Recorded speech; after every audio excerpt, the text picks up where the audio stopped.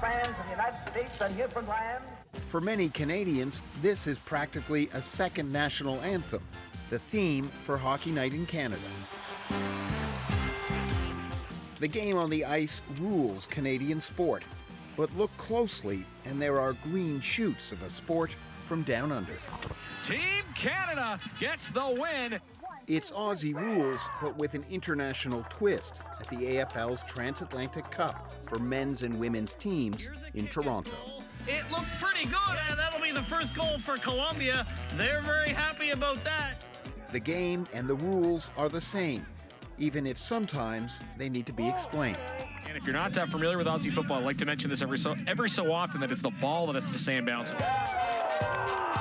From Colonel Sam Smith Park on the campus of Humber College in Toronto, Ontario, Canada, this is the 2024 AFL Transatlantic Cup. Teams from international footy powerhouses Ireland and the US were joined by hosts Canada, Britain, Colombia, and France.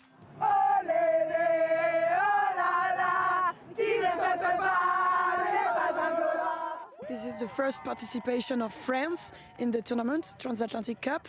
So it was a really good experience for us because we are really like beginners in the sports. This is all about developing the game. AFL Canada was the tournament host, and there were some big footy names helping out.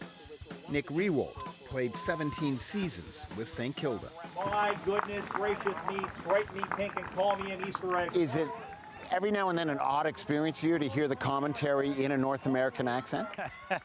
Yeah, it is jarring, absolutely jarring to hear not just the North American accent, but some of the North American terminology. Riewoldt now lives in the US and has been helping develop the game there. At this tournament, he liked what he saw. This is a proper game of football. And so I think, there's two things, the coaching and the education that's had to occur for it to look like this, and then the buy-in from the players. It's a really good product. Former AFL star Josh Kennedy was another big name at the Transatlantic Cup, coaching Colombia. His wife is from the South American country. Soccer is obviously the number one sport in Latin America, and then probably rugby. So it's a bit of a combination of both. So I think, like anyone, the more you play and you learn it, you can't help but love the game. Learning about Aussie rules is the biggest challenge for the game in Canada. Those who see it like it, even if they're not sure what's happening. We don't know much about the rules. It looks like it's a combination of rugby and football, and it's just, I'd love to know more. It's interesting that there's really big teams because I've always played football with pretty small teams. There hasn't been that many people, so it's really intriguing, yeah. Capitalizing on that intrigue is the goal for AFL Canada.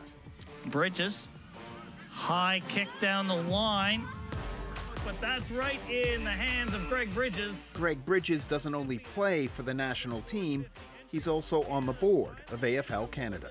We have clubs from coast to coast, all the way from Vancouver out to St. John, New Brunswick. It really is coast to coast. Bridges grew up curling, and he concedes Canada's climate isn't exactly ideal for year-round footy.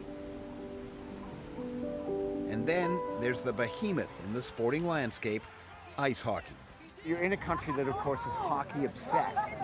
Is that a challenge or an opportunity for AFL? I think it's a big opportunity. Like I said, I think the biggest challenge for us is just maybe a lack of awareness about what the sport is. The pool of players is already underway in the USA. Danny Marshall played soccer and rugby in America before making her way to the AFLW in 2020. She believes more athletes like her will follow. I love the fact that Australia has adult sport for everyone. You know, when you're kind of done with college sport in America, you kind of don't really have anywhere else to go. On this day, Ireland were the champions, winning both the women's and the men's finals. That country has long been a source of Aussie Rules players. And now, the other countries at this year's Transatlantic Cup hope soon their players can go from here to the biggest stage in footy.